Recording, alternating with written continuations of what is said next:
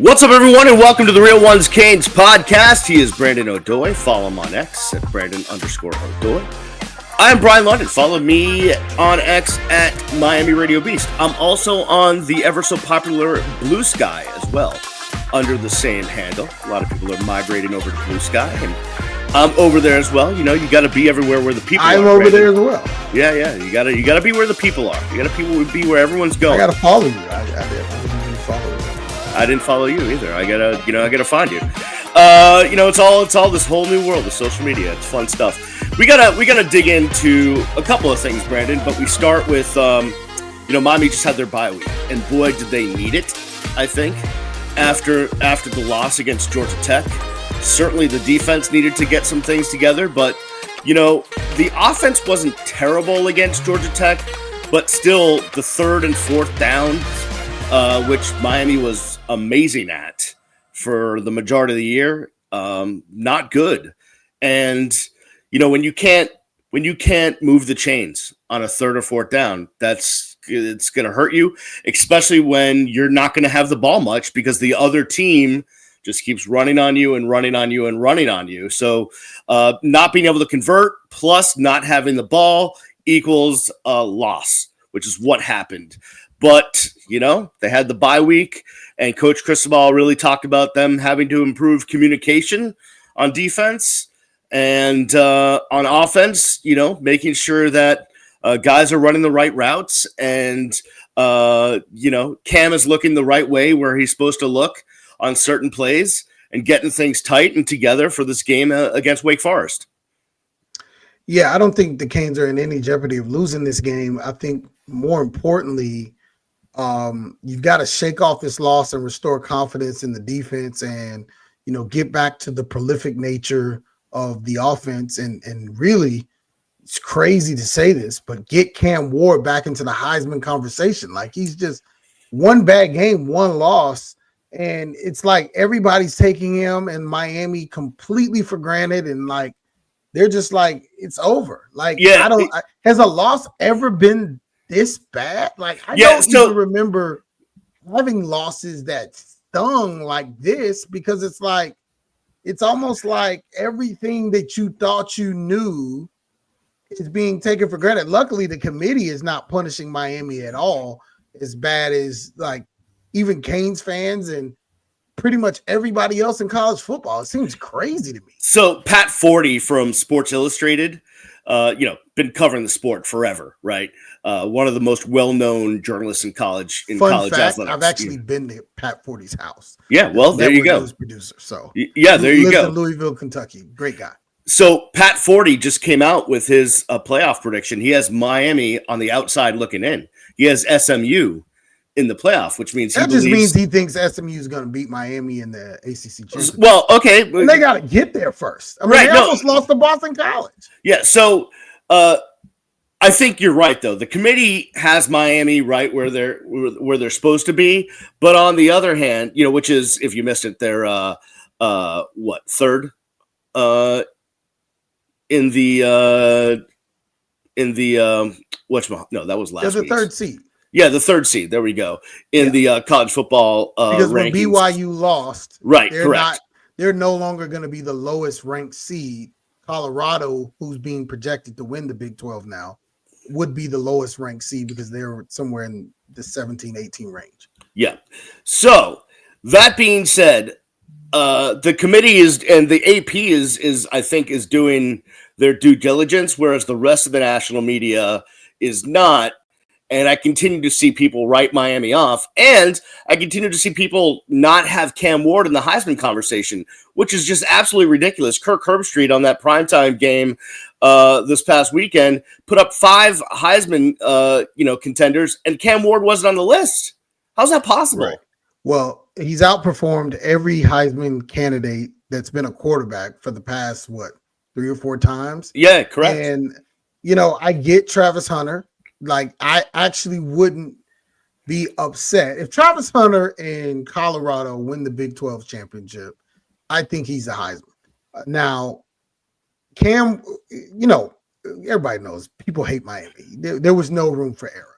He had to be perfect, and he probably wasn't going to be, because this defense, when he needed help, and that'll be the story of this year, depending on how far these Canes go. The story will be this defense. That's going to be the thing we always remember from this year, unless something, drastically changes in these last however many games are going to be. You hope they make it at least. This team deserves to play for an ACC championship. Yeah, of course. I think the goal for this season should be to play for an ACC championship, win it, and then enjoy a bye, and then let the chips fall where they may, in that second round. Because listen, you ain't going to make the playoff. They're already letting you know. If you lose that championship game, you're done. And they're going to find a 3-loss SEC team to put above you. They're going to figure out how to make you out of this. And it's a situation where that would just sting so badly to Miami, who wants to claim to be back. And that's just the reality of the situation. There's not a lot of respect, Beast. And to some extent, you can't blame people.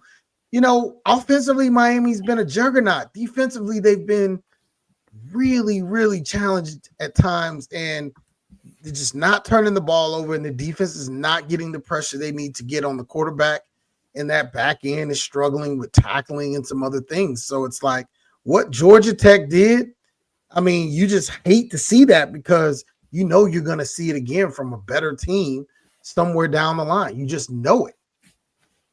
Yeah, listen, I agree with everything you said. It's just, to me, the Cam Ward, everyone's talking about Cam Ward needs to have a Heisman moment. Like, where have you been for the majority University of the season? Of Florida. Where he's Virginia made Tech. Yeah, Cal. Just turn on the whole Cal game. Exactly. There's been a million Heisman moments. Yeah, there's been a million Heisman moments than anybody. Right. Well, it's what have you done for me lately? He didn't have any in the Georgia Tech game. He didn't bring them back to win.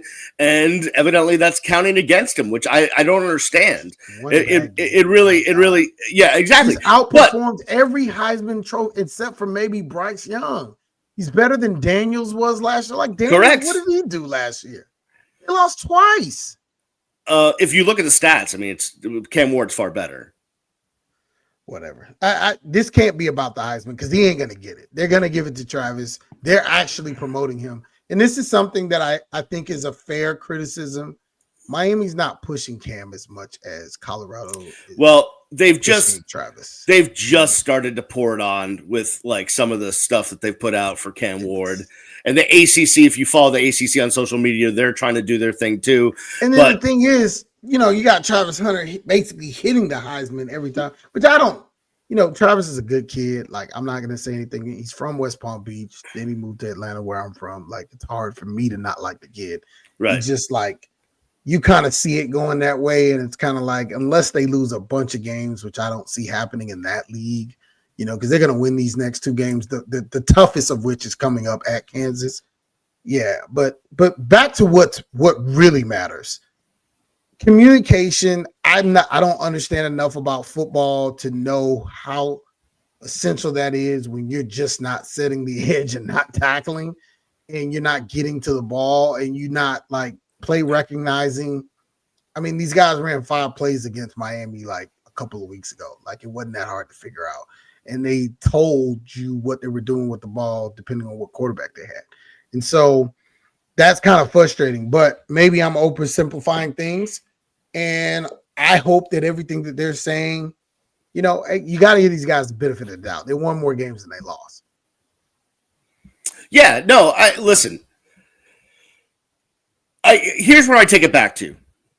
No matter what, again, if you asked me before the season and said, "Hey, you're in game 11 and you're 9-1, are you okay with that?" Take it. Of course, 1,000%. Take it. But I think it's the way you got to 9-1. I think it's losing on the road. I think it's losing to a best player gone, best quarterback jammed up. It's how the loss happened. Plus that team that you lost to last year. And then the knee thing, like it all kind of just doesn't feel well. I wouldn't have wanted to lose to Duke. There's never a good time to take a loss, especially when you have a weaker schedule and you're not like, playing ranked teams and, you're almost done with it. It's Well, never a good time to take a loss, especially when you're thinking you're going to go undefeated. So, well, I think the only time you could take a loss is very early in the year, like Notre Dame had a horrible loss to start the season, but they've worked that their way Notre back. Dame loss is disqualifying. I have no idea how they're going to make the playoff because they're Notre Dame. The thing is, that's a disqualifying loss, and they're not in a league. And here's the crazy part, Beast. Like, I thought Northern Illinois would be good. They're not good. No, they're a middle of the road MAC team. So it just calls everything into question. Now, credit them; they got it. They righted the ship. It's like, wow. But maybe the same thing happens to Miami. Maybe they right the ship after that Georgia Tech loss. Maybe. But I will say this. I mean, Miami played close outside of Cal are playing pretty well. Virginia Tech's playing pretty well. Duke's playing pretty well. Duke almost beat SMU, which is why all this SMU talk to me. Duke basically was a blocked field goal away from beating SMU. Correct. Like all this SMU talk, like Rex Lashley does a great job offensively, but they got a great quarterback, great running backs. Most of their team is former Hurricanes. Right. But I mean, who are you beating that makes people be like, I'm not really sure. Like, what are you guys watching? Well, let me ask you this question. Speaking of SMU, and then on the other side of the break, we'll get into this Wake Forest game. Here's the question I want to ask you that I heard asked the other day. People are wanting Brashad Smith back, which is fine. The young man's having a great year. Who are you replacing though? Are you ready for this? Yeah. I've known Brashard Smith since he was 8 years old. Yeah. Okay. Used to be a track star. Guy's always been fast. Okay. I thought Shannon Dawson gave him a career last year when he integrated him into this offense as both a running back and a wide receiver. Right. Up to that point, he had not done anything to validate having a scholarship to the University of Miami. And those are facts. Right. As a 4-star guy. And I'm saying this as a guy that loves the kid. Then let's not make secret of Brashad hadn't always been a locker room guy. Right. Sometimes change is good. Sometimes new scenery, going to a guy that maybe recruited you, believed in you. Well, he didn't. Rhett wasn't only here for a year, but it's a scenario where he's familiar with the guy, seen the guy. It just seemed like new place, new home. Like, let's just be happy for the kid. There's no place for him on this roster. We've got home run hitters. You've got Jordan Lyle. You've got CJ. You've got people who can do what he does. Just give the kid his props. Like, he wouldn't get the opportunities to run the ball that he would get here. There's a guy named Cam Ward that is taking the snaps. Like, a lot of the runs are quick passes out to the boundary to Jacoby George and letting him shake people and into Xavier Restrepo. Like, you don't need a guy that needs touches to get to, there are weapons here. Like, it's okay to say, hey, Brashad, we appreciate the time you spent as a Cane. God bless you where you are, and move on. Because, I don't think it was good for him to be here. Like, he needed change. Oh, look, you see this all around sports, right? I mean, you see it on the professional level, you see it at the college level, where someone goes to a different place, a change of scenery, a different locker room, a little bit of a different coaching staff, and all of a sudden, whatever clicks, and you see them start to, be the athlete that you thought they were going to be. That just tells you how silly people can be. Like, if you're going to want a guy back from SMU, get Elijah Roberts. Give me the D tackle that's, sack mastering and causing havoc. That's the guy you want back. Like, that's the guy I can't believe that walked. He's from Columbus, for crying out loud. Like, that's the guy we want. Brashad, love you, Brashad, but you can stay in Dallas. Bring me Elijah Roberts. It's true. Bring me somebody who's going to get after this quarterback. Mesidor, what's up, man? You missed a whole season. You still injured. Like, where's the pressure? Where is the pressure? Well, we need to talk about that. It's a good segue to what we have to talk about with Wake Forest. We will do that on the other side as we preview Miami's last home game. It is senior day, so make sure you get there. It'll be Miami and Wake Forest on Saturday at noon. Meanwhile, we will be back right after this. You're listening and watching the Real Ones Canes podcast.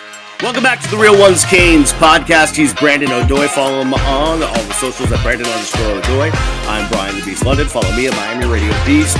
Brandon, it's Miami hosting Wake Forest at Hard Rock. It is the last home game of the season, a nooner. We always hope it never becomes a sleepy nooner. And, Wake Forest they're not good. They're not good this year.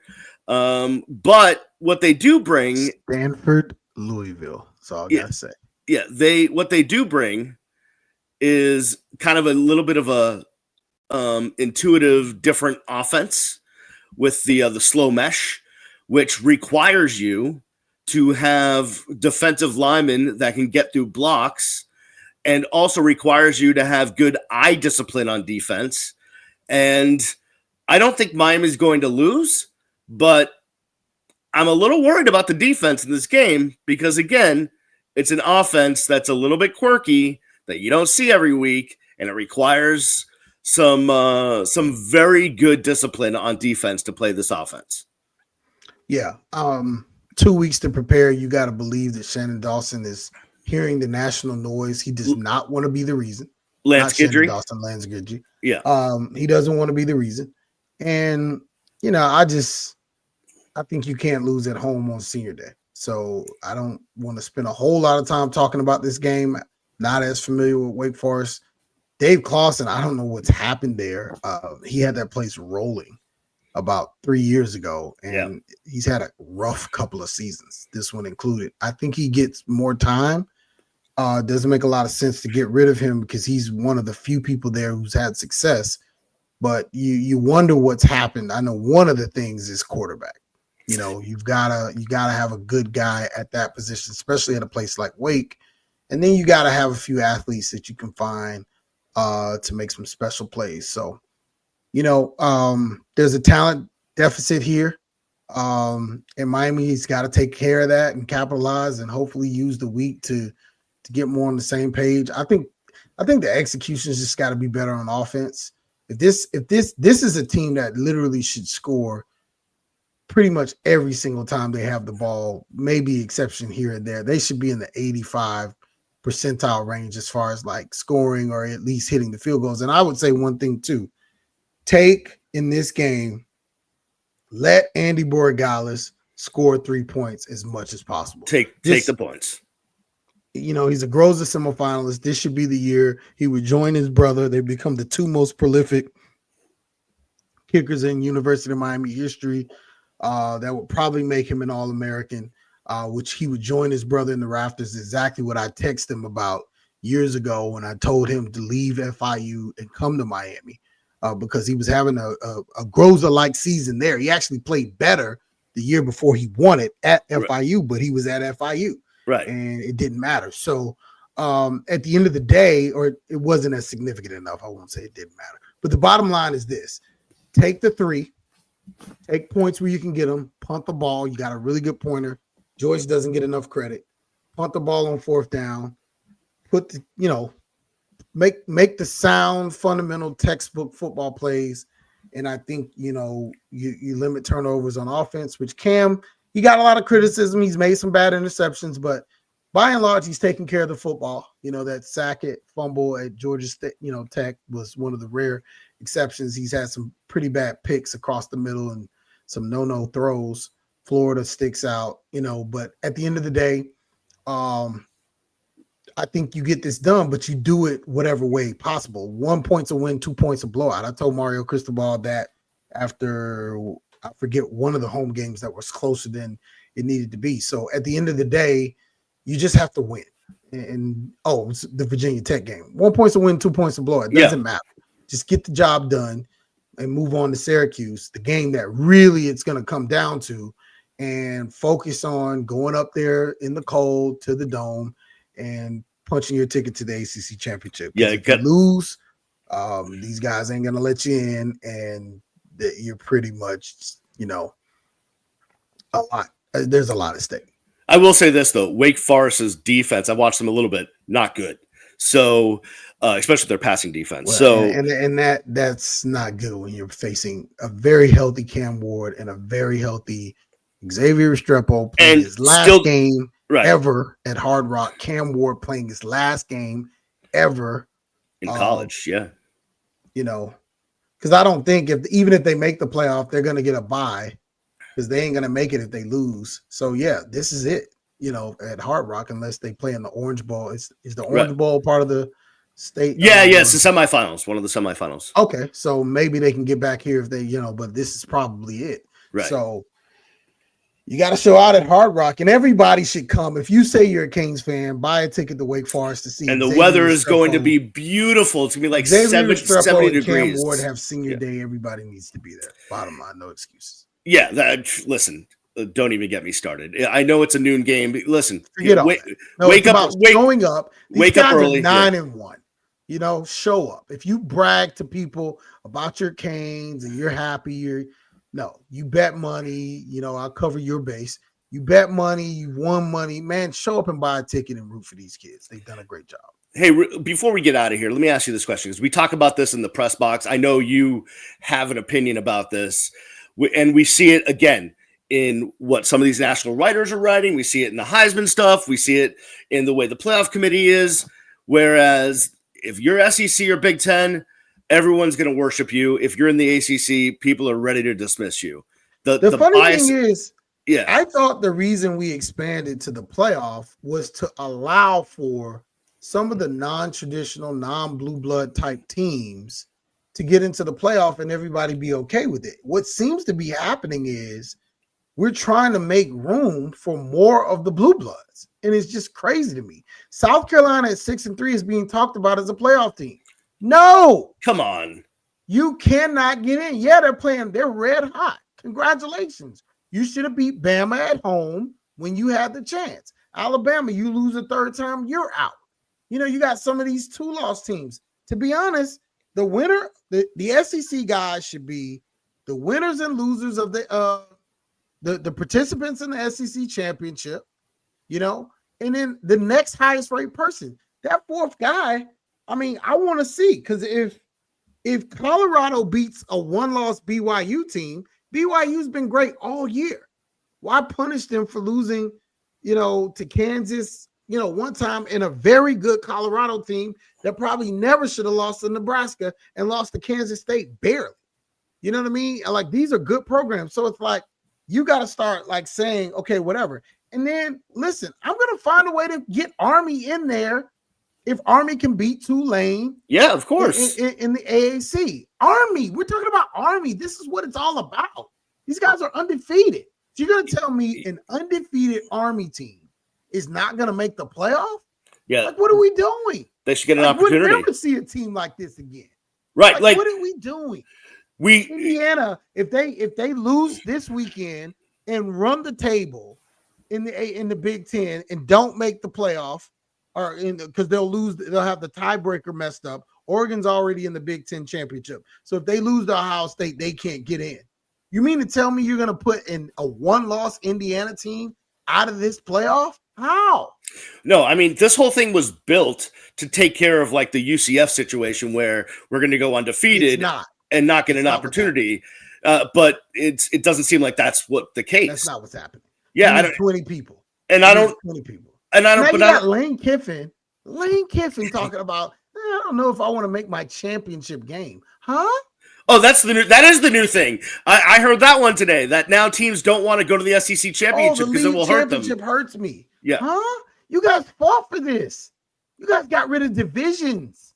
Like, every year the goalposts move. I don't get it. Just do like basketball, 64-team playoff. Let's go. We'll be playing until it's like already March. Too much football. Yeah. Like, dude, I don't even want to get into it. Miami's got to win the next 2 games, got to win the ACC in order to get into this thing, or, it'll just be like a pretty good season. So spending a lot of money, got to get the job done. Real quick on that note, spending money, recruiting is coming up, portals coming up, all that stuff. Any insight to how the Canes are doing in this area? Just a thumbs up, what do we got going Big on? prize is DJ Pickett. Coach Mario likes his 5 stars. Can you grab him? His cousin's on the team. Can you pick him up? Time will tell. LSU looking real terrible. So that's helping you out. But Florida's become the taste du jour. I don't know. Maybe it's DJ Lagway. Maybe it's playing really well down the stretch. I think it's DJ Lagway is what helping. If he goes home to Texas A&M next year? Then what? Well, then you got to be more careful. You got to be more careful. All right. On that note, we'll get to more of the offseason stuff in the offseason. Right now, we'll focus on Wake Forest and then Syracuse after that. Brandon, have a good trip. Wish me warm thoughts. Yes. I'm going to stand outside to watch a football game in 45 degrees. I've never done this. Brandon will be at Ohio State and Indiana, which is a great game. I wish I was there. I will be in the press box watching Miami and Wake Forest. And we will see you from the stadium on Saturday. Thanks for watching. Thanks for listening. We will see you next time right here on Real Ones Canes Podcast. Peace.